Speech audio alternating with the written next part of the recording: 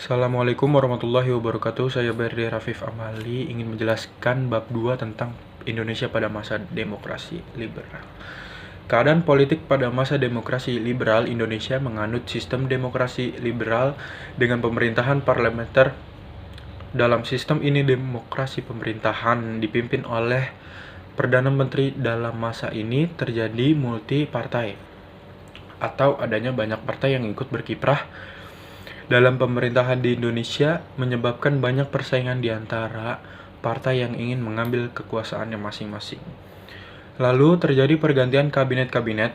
Meskipun demikian, pemerintahan demokrasi liberal berhasil melaksanakan pemilu.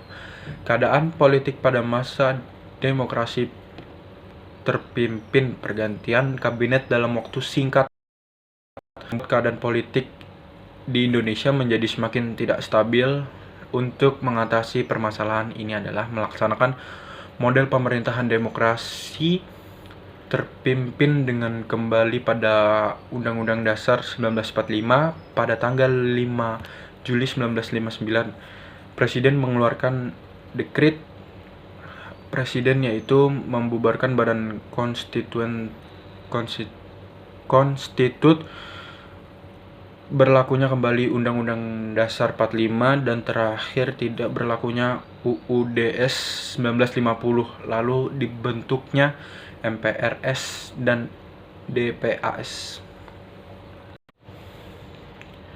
Pemilihan Umum Legislatif Indonesia 1955 atau Pemilu 1955 adalah pemilihan umum pertama di Indonesia yang diadakan pada tahun 1955. Pemilu ini sering dikatakan sebagai pemilu Indonesia paling demokratis.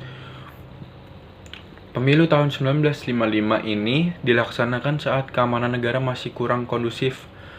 Beberapa daerah dirundung kekacauan oleh Darul Islam atau Tentara Islam Indonesia, khususnya pimpinan Kartosuwirjo. Dalam keadaan seperti ini, anggota angkatan bersenjata dan polisi juga memilih mereka yang bertugas di daerah rawan digilir datang ke tempat pemilihan. Pemilu akhirnya pun berlangsung aman. Pemilu ini bertujuan memilih anggota-anggota DPR dan konstituen.